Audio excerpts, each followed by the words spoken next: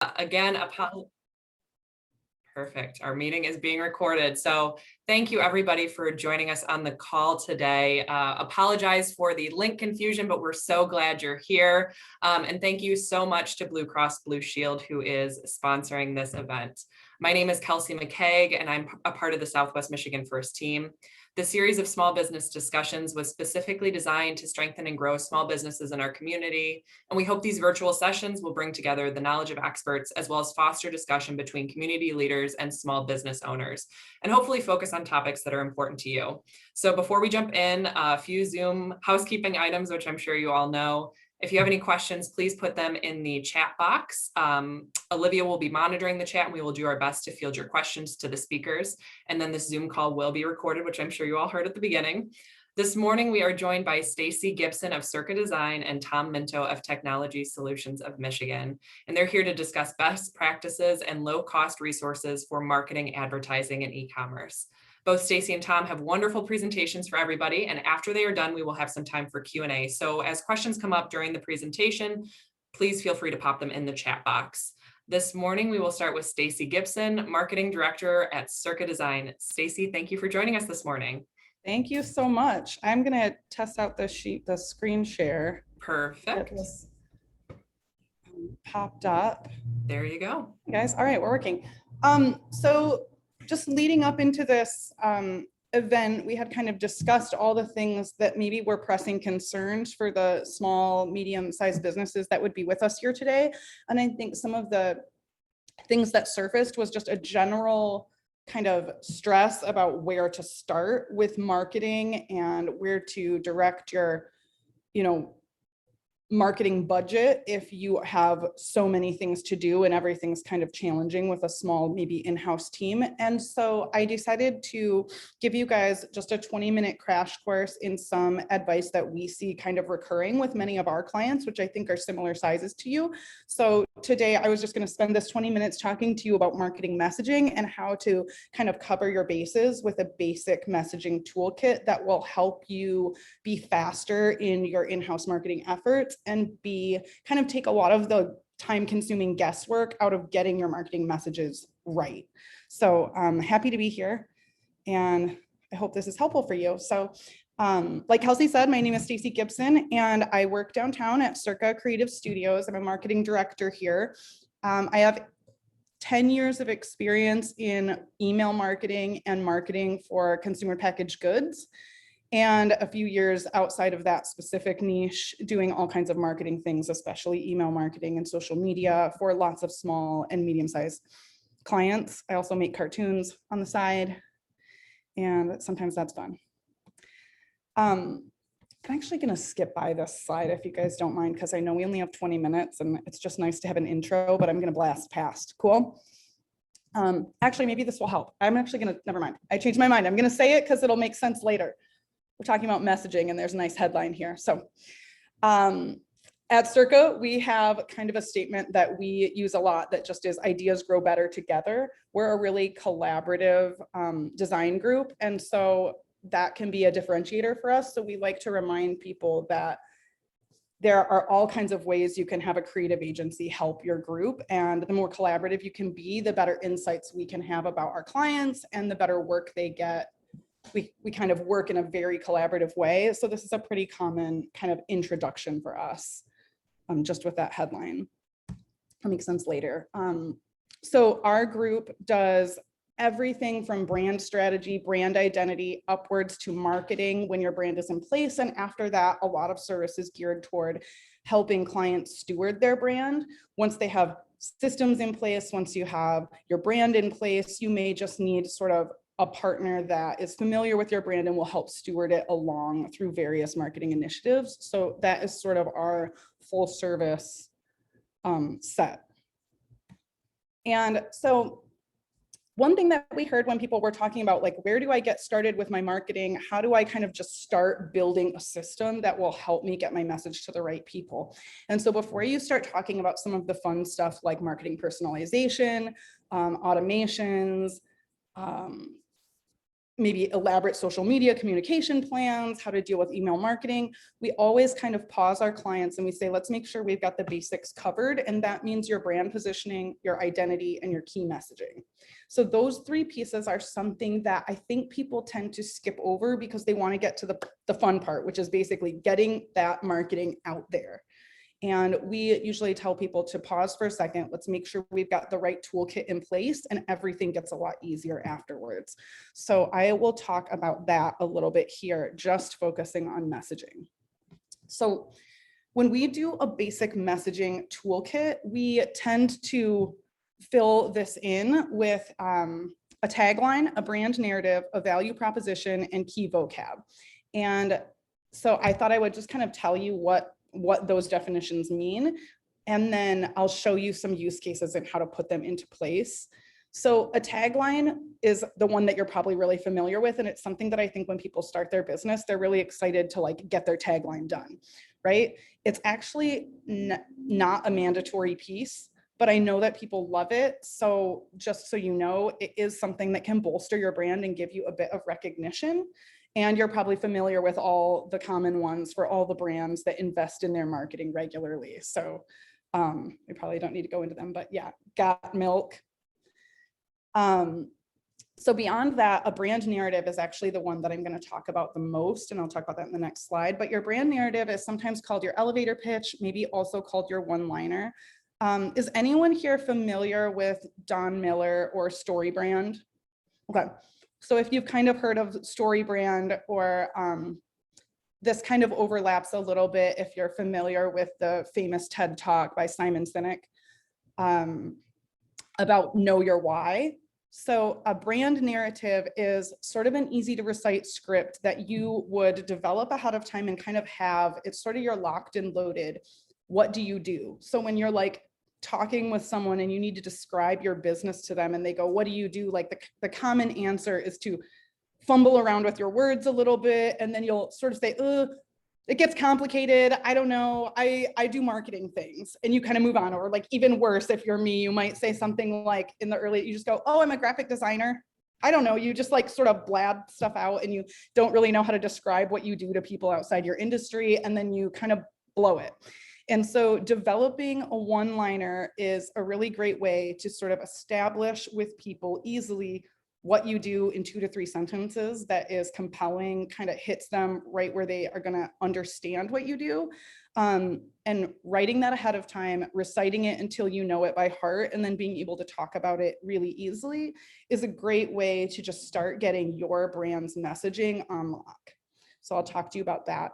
And then when we work through value proposition, that is something we do for every client when we go through brand process. And a lot of times the research and the work of getting that done can feel very vague and kind of so foundational. You're like, when is it just going to be done? I don't know, just hand it to me. Is it done?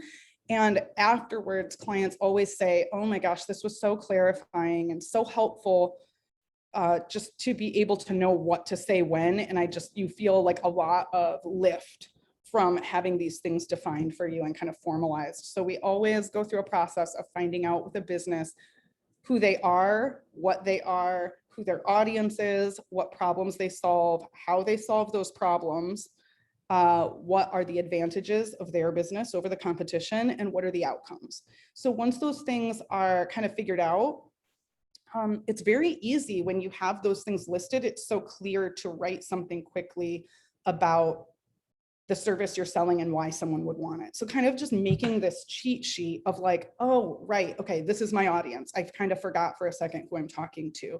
And just like having them described on a sheet of paper helps you get ready to figure out how to personalize messaging later. So that's one piece. And then we always suggest some key vocabulary. So if you're in an industry like, I can talk about mine, or we could pick something random. Let's say you work in something like accounting, or like trust administration, or something related to banking. You might have certain sort of legal or industry vocab that your team sort of struggles to say the same, like I have a client right now who's in trust administration, and this was a fun one for us because it's way outside my wheelhouse. And there are terms related to the people that they work with, like a financial advisor and a CPA and an attorney. And they realized that no one on their team was using the same terminology to talk about this group of recurring people that they're always partnering with. And some of them are saying, well, I just call them investment managers. Well, that's not fair, because then it's like you're not talking to the CPAs. Oh, that's true. Well, sometimes I just call them all advisors. Oh, well, and so everyone kind of uncovers that this is just happening all over the place in their messaging, and they just have never formalized it. And it's been like 30 years.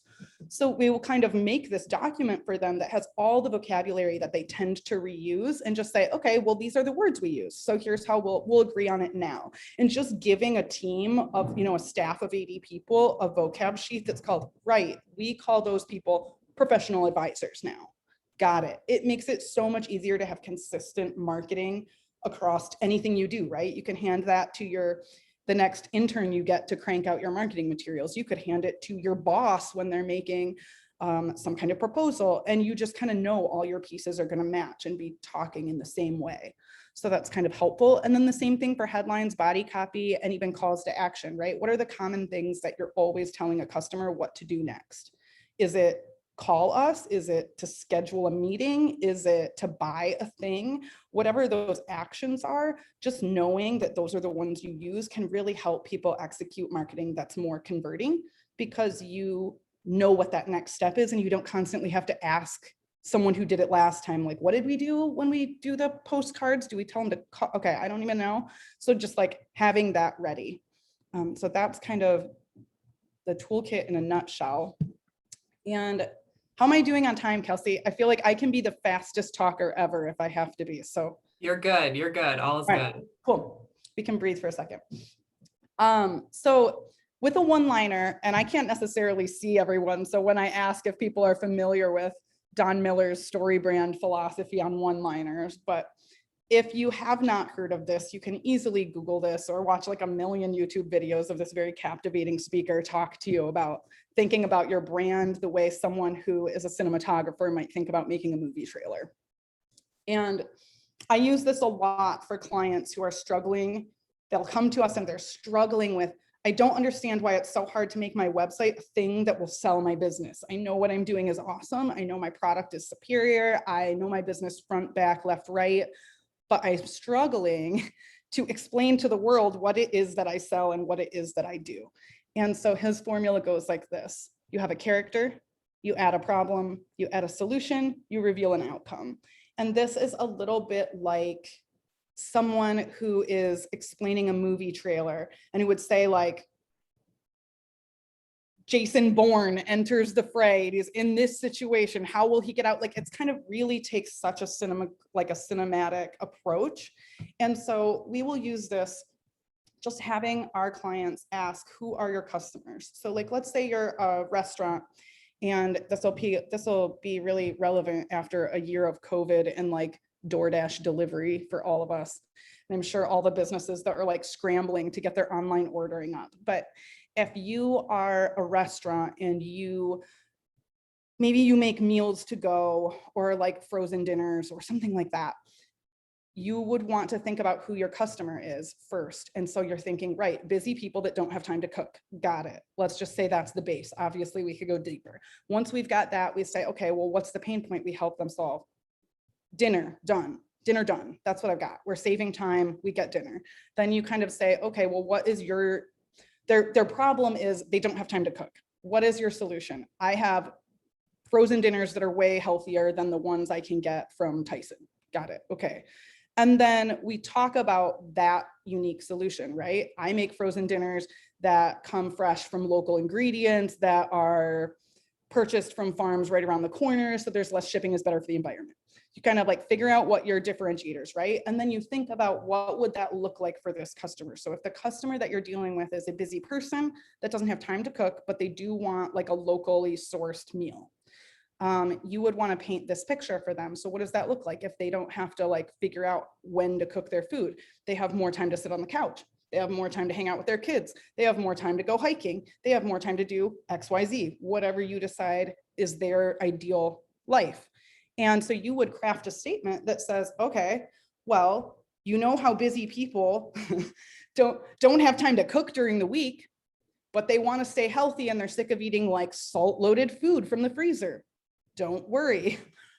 My company makes really great instant meals that you can keep in the freezer, pop out and cook, and they actually are made with locally sourced ingredients. So you don't have to feel guilty about like shopping in the junk food section. You can still source local ingredients and have time to spend with your family. And you know what I mean? So this is sort of the statement that you craft. And then the next time you're hanging out with people and they kind of ask you about your business, you don't just go, I'm a frozen food retailer. It gets complicated. I'm not like in the frozen, like you kind of like sort of start backtracking about what you are and what you do. But if you have this statement and you just stick to it, you will learn to say it. And at first it feels a little unnatural, but once you've done it enough, your whole team kind of just like understands what you do, right?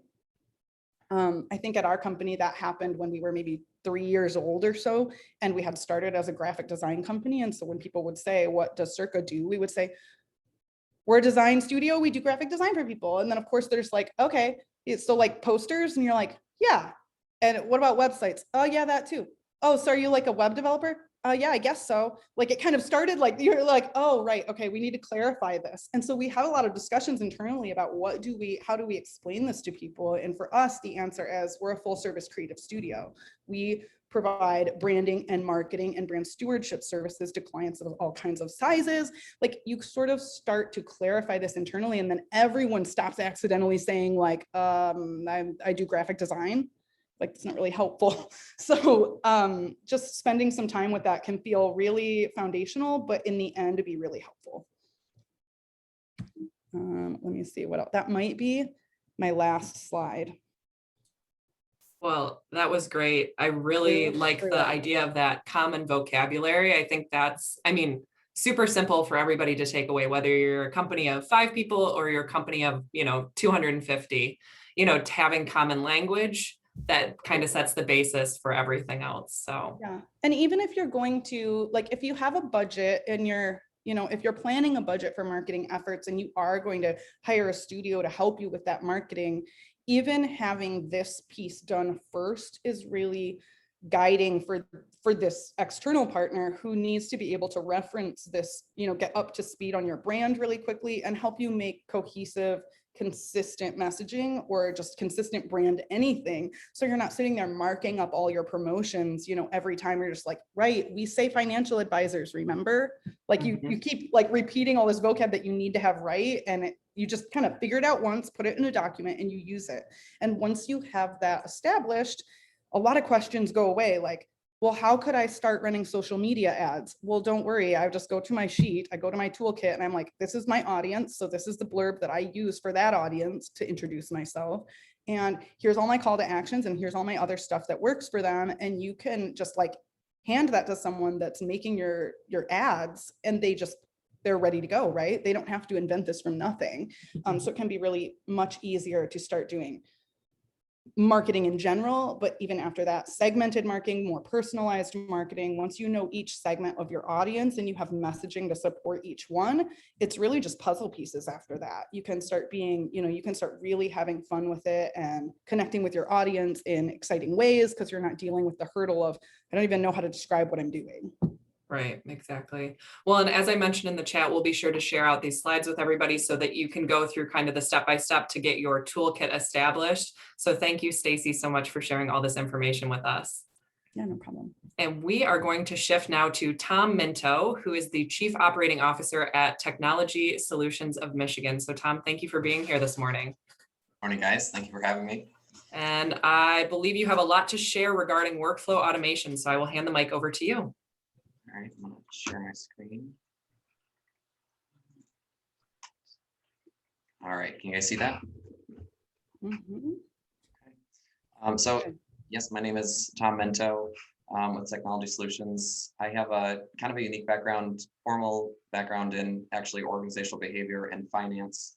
And I started in the accounting departments, sort of that AP, AR, individual processing, transactions on a really high volume base. and then moved into managing those departments, and then eventually moved into managing whole organizations. And I started with the sort of basic, one transaction to one scenario. So, if you're trying to apply a payment to an invoice and then growing it from there. So I've really kind of seen it all, and including launching enterprise level software solutions, things like NetSuite and Sage, Intact, things like that. I guess some of those you've heard of. So I've kind of been through every situation, and now the role that I'm in, I'm able to work with companies and help them find solutions or help them find tools to move their business forward. So what I'm going to kind of dive into today, everybody on this call has a different business. Everybody has a different process that they're working with, maybe even a different level of influence. But there are things that individuals can do in their own workflows. There are things that individuals can do for their departments. And there are things that they can do company-wide, depending on their ability to influence those changes and make those changes. I think today things are much more complicated than they really need to be when we talk about tech and we talk about IT. There are a lot of people that make a lot of money on selling really big software packages, really big suites. And those, I'm thinking things specifically like NetSuite, or, just the big systems that that system is trying to do everything. You might spend $30,000-$40,000 a year on that software, and the sales rep says, yes, it can do absolutely everything. I have one client that I'm working with right now who has NetSuite, and they've had it for 3 years, but they've not actually implemented about 80% of what it can do. They're just using it for the accounting function. So really, they've been spending a lot of extra money when they could have been using QuickBooks the entire time, and they're getting the same exact value out of it. So trying to think of ways that you can implement change, you can move the needle forward, not have to spend, a huge amount of money, and still drive a lot of value out of what you're doing. So I'm going to kind of go over some symptoms, and I call it symptoms of Clunk. It's just the things that are telling of where change is needed. So lots of copying and pasting, calling other departments for updates, life running on spreadsheets, and then forgotten or incorrect information.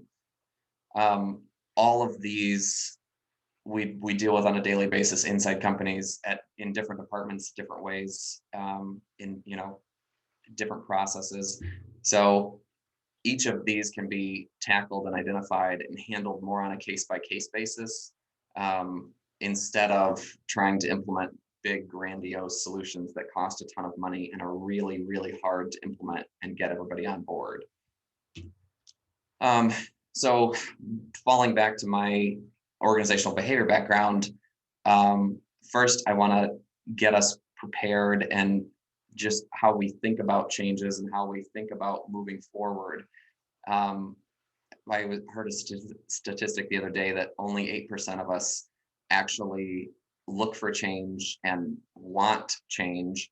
The rest of us, so that means that 92% of us, just that change being on this slide, our heart rates are already elevated and we're already getting anxious, and there's not even anything happening yet. But so first, whenever you're thinking about this, just first take a deep breath and walk into it with the mindset that it can be better on the other side of this. The tiny little changes, they may not seem like much in those moments, but they will add up over time and end up saving you a tremendous amount of time. I think also defining the problem. A lot of times we know there's an issue, but we can't really get our arms around it, and we don't spend the time to get our arms around it. So we may tackle the wrong thing, or we may tackle something that's really unrelated to our biggest pain point. And then make bite-sized changes often. So I try to be just a little bit better today than I was yesterday in my workflows and in my process. An example of this, I have a little side business where I've been buying some historical houses and doing rentals, and I listed a couple properties, and all of a sudden I was chatting and realizing that I had no canned responses for general questions. And so I was typing the same thing over and over and over again. And it was easy as just making a list with the canned responses, but I didn't realize I was even going to need those until I was in the middle of all these messages with people. But then once I put the canned responses together, it saved me a great deal of time. And then just an observation that I've seen is this law of diminishing return. There are going to be tasks when you start and you set out and you're looking for things to change. There's going to be a really good example of this is I was working with a client and they had a ton of meetings being scheduled, people calling in to schedule meetings, schedule appointments, and there was a admin that was sort of working back and forth trying to, like, does this time work, does that time work? And some of you may use Calendly. It's just like the basic level is free, so any individual could use it. And oops, I'm sorry, any individual could use it, and you could put a link on the website and people can go and just select their own time on your calendar. Took probably 80% of that person's workload and did away with it immediately. But then every change that came after that did not have nearly as big of an impact, and it did not return nearly it took more and more effort to get, sort of that smaller and smaller return on that investment. But the time that was being saved gave them the opportunity to then go look for more things and work on more improvements. So they were able to elevate the type of things that they were working on, and improve those processes further. So, and then the next piece is just find a partner to bounce ideas off of, and maybe it's a couple partners. When you're looking at IT or you're looking at any sort of a solution and implementing it, if you go to somebody that has a strong Google background and you're asking them what email to go to, they're going to recommend Gmail. If you're going to somebody and you're asking them, for email and they have a strong Microsoft background, they're going to recommend Microsoft. So unfortunately, there are so many solutions and there are so many things that can be done when you have a particular expertise. People tend to get and especially in IT, they tend to get very pigeonholed and very set in a certain set of apps. That's what they get comfortable with. That's what they specialize in. And I recommend sort of shopping around and looking for or building up contacts of different people with different solutions, because it doesn't always need to be a very robust solution. It can often be a simple solution. So, and then I just made kind of a quick little infograph of building in nodes versus building or putting out, company-wide softwares. And it fits in and it works well with companies that are already existing, because you probably already have a phone system. You probably already have, a CRM or an accounting software, something that you're already using that the team is comfortable with. But a lot of times what I see is the problem, these lines around this infograph, those are what's broken. The systems are not talking to each other. They're not exchanging information. They're not, keeping an example, maybe the sales team is not updated on where the shipping team is at on certain products or certain processes.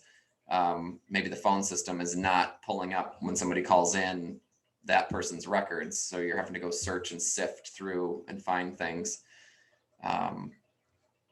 So and also NetSuite and something like that. I hate to keep picking on NetSuite, but it's just kind of the biggest beast out there. When NetSuite goes down, they're getting better at this. They're doing they're sort of compartmentalizing their users and their systems in different servers. But a lot of these big softwares, when they go down, the whole thing goes down. And if your entire company is running on that one thing, you're out of commission. And so having this sort of node system, you're able to have user specific roles. So your accounting team is in the accounting software, your sales team is in the CRM, your shipping team is in your parts database. That sort of breaks up the reliance on any one software. And it also makes change much easier, because now you're not changing. If you want to change your CRM, you're not changing it company wide. You're not having to retrain the entire company. You can just retrain salespeople, and you can ship the information. If you need sales orders shipped to accounting, you can just send it the information into the accounting system and update that flow of information.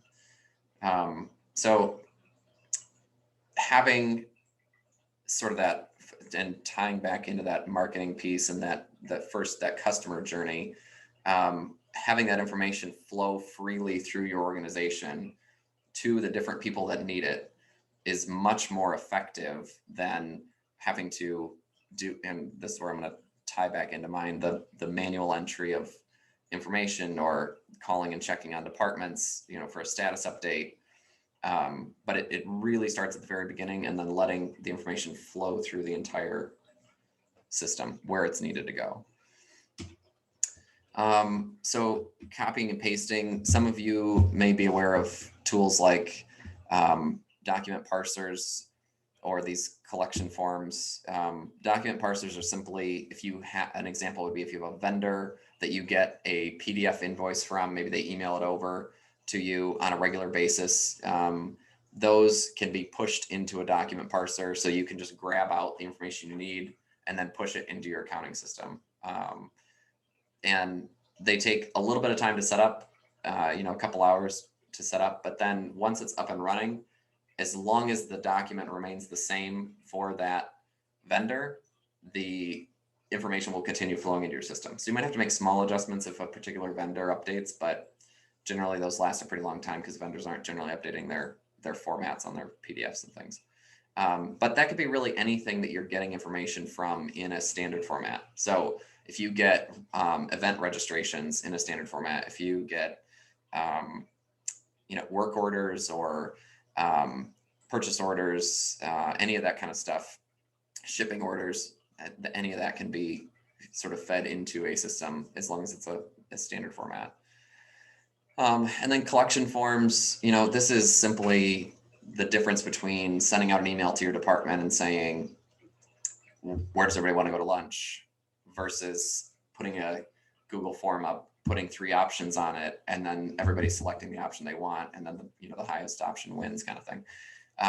That's really all that is, but you can expand that out to customers if you're trying to gather information, trying to resolve an issue, trying to maybe it's an after hours form, making it easy that instead of them typing up an email, they can fill in a form, and you can route that to the department that's needed based on what they're saying the problem is. So it just cuts down on that little bit of time and somebody having to check it and then route it. It can just go to the department that it needs to go to.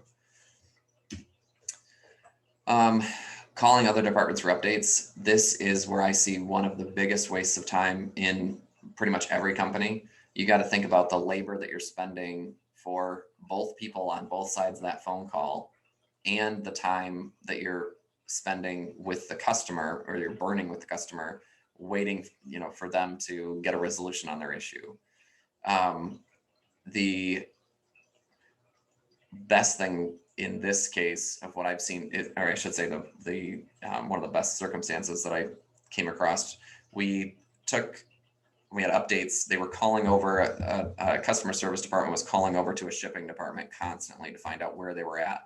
The shipping department's trying to get all of these orders out, and they are constantly stopping to check where the order is, if they have it sitting on their table, or if it's, and they're working through stacks of paper. They're working through, things on a cart that the packing slip is sort of just sitting on the box that's about to go out.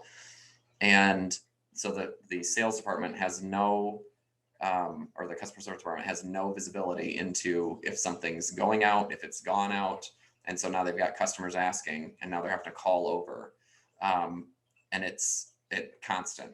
And so relieving that sort of a process where when it's scanned and shipped, the status is updated, the customer service department can see that, or better yet, the customer gets an alert that this has been shipped and it's been sent out.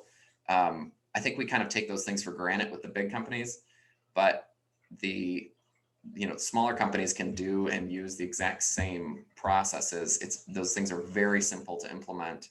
And depending on what system you use, nearly all shipping systems, nearly all CRMs, they're open in the way that they're built to be sort of joined and have that information flowing back and forth and have those processes set up. There's very, very few that you will find nowadays that are not set up to be doing and pushing information like that out.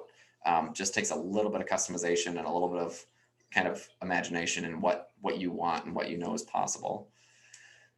The other piece, company-wide outputs. This one we have another good example. Sales was trying to make sales with recurring customers. Accounting was always behind in telling the sales department which customers had paid and which customers were behind, and they would have to call over to accounting and say, has this person paid? Can I sell them more product? And it was always bottlenecking the process. So you don't need to, let's say it's sensitive information. You don't want to tell the salespeople how much the customer's behind, but a simple output, it could be a dashboard, it could be a recurring spreadsheet that's emailed out to the salespeople that has the customer number or the customer name on it. And then it has simply if they're overdue or if they're current. And that coming out on a regular basis, daily or a couple times a week, whatever is needed for the business. But then that salesperson can, when they're on the phone call, if they know a customer's behind, they can also now help you with your collections. So now you've eliminated the need for a person for collections, and you have, you don't have the salesperson saying, oh, I need to go check on this. They can just say, hey, I see you've got a couple of past due bills. Can we take care of those? And then I'll get your order placed. You've killed two birds with one stone. Very efficient, very, and you can do it with relative privacy of the numbers and the financials. Life running on spreadsheets.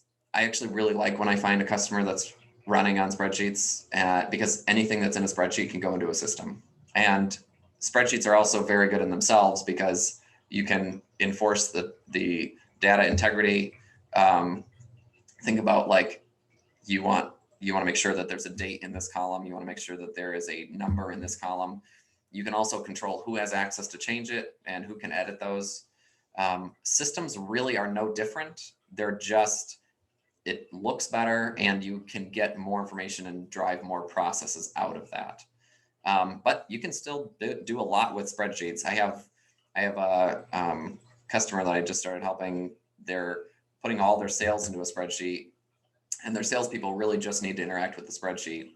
And then once a week, they go through and I just added a little checkbox on their spreadsheet, and they just push their checkbox, and the title of that column is ready to bill. And when they push that, it pushes it into the accounting system. So we don't have to pay for more licenses in the accounting system, and it pushes the information through intact. There's a couple of double checks to make sure that it's pushing accurate information, and it's in and it's done. There are a ton of open source programs that people have built for particular industries. So if you are in, the auto business, or if you're in roofing, or if you're in a service-based business, chances are someone has already built a program that you can start using, and then make small changes if you need to. And it's extremely cost effective, and you have no ongoing cost. There's a lot of, I shouldn't say no ongoing cost. You would have to host the program or put it locally on a server or a computer or workstation. But the cost is significantly minimized compared to paying for a big subscription service to a big software program. And that little program may do everything that you need it to do and not have all of the extra fluff that gets staff confused and you know, difficult to train on and teach them how to use it. Forgotten or incorrect information. This one, I mean, we've all had things slip through the cracks. We've all had things that were missed and messed up.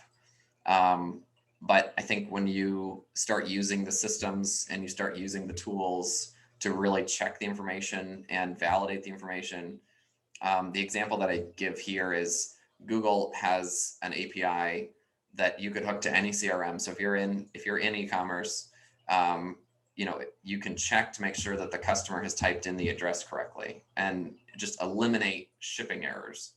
And if there is an issue, then you can flag it for the customer service agent to reach out to the customer and say, hey, this doesn't look like a valid address. Can you clarify? And we want to make sure it's going to the right place. Then you're in front of those issues instead of being behind when now you've got a return package and an angry customer calling in saying they didn't receive their item.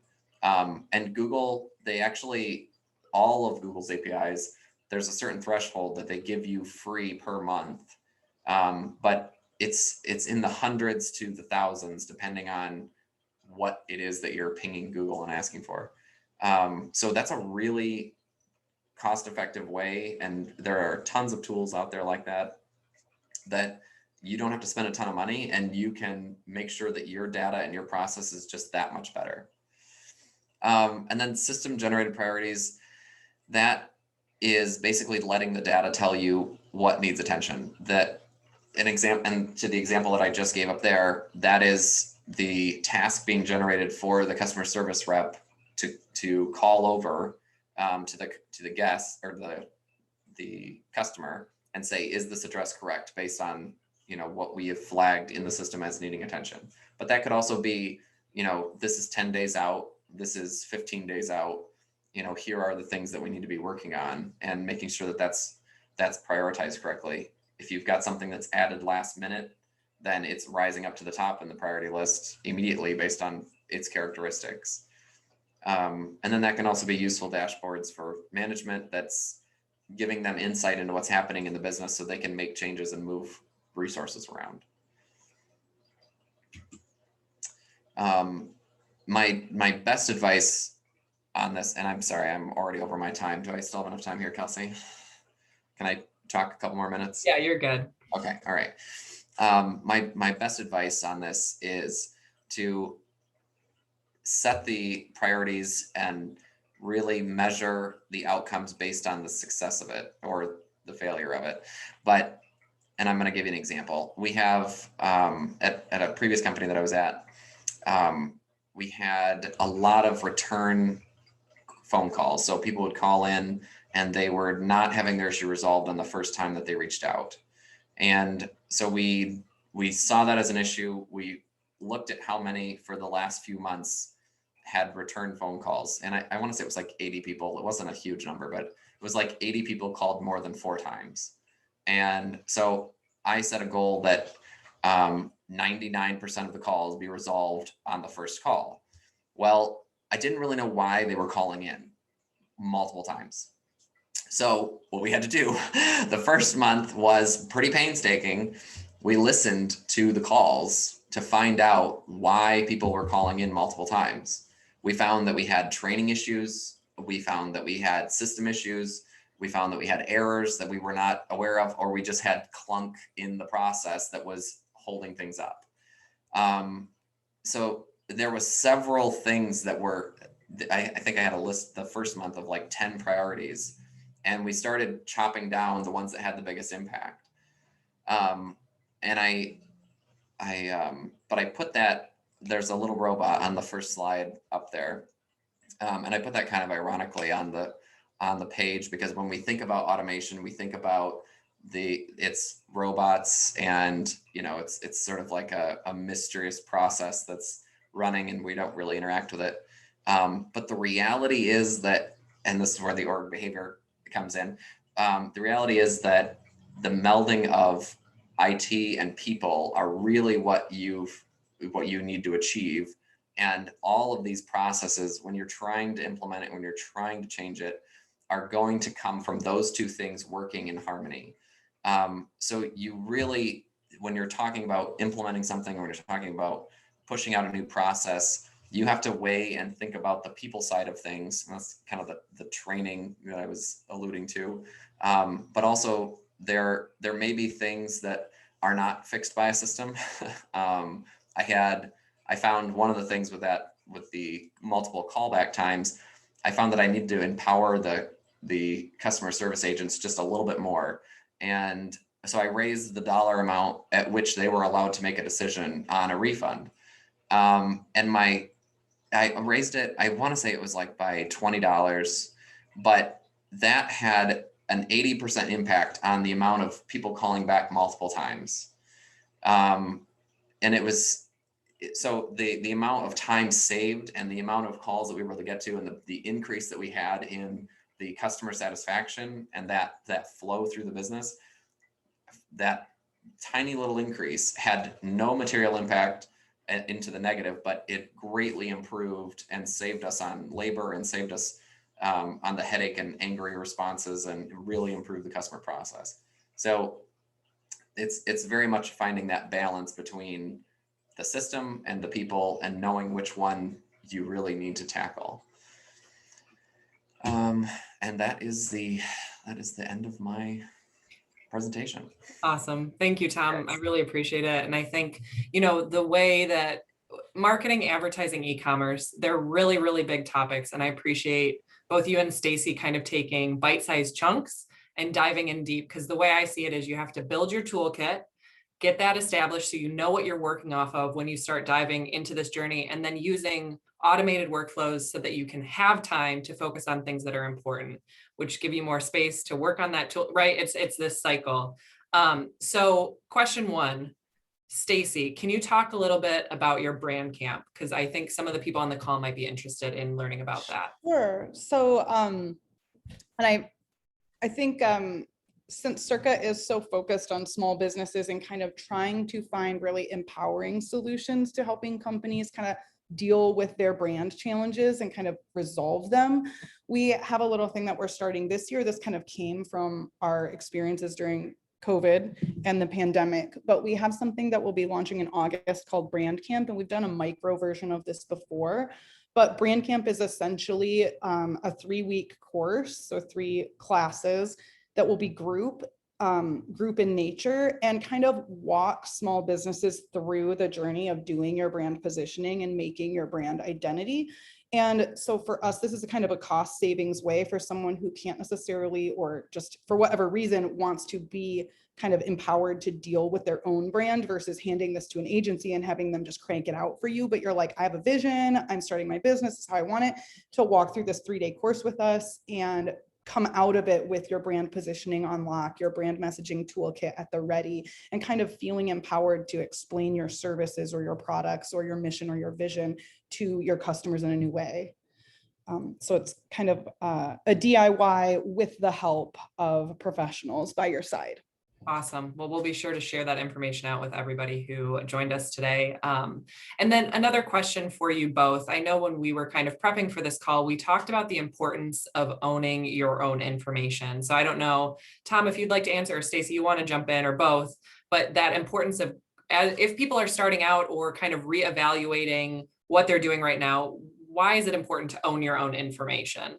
Yeah, I think Tom and I had both talked about this from our own perspective, kind of areas, like his in terms of data and systems, and then mine in terms of, yes, in data and systems, but just from the notion of, as someone who sells a product or a service. And my example was the notion of someone who is maybe a seller and you're starting your own e-commerce store, and the decision whether you should host your own website to sell your products, or whether you should try really hard to get your kind of stuff in the space of like Amazon.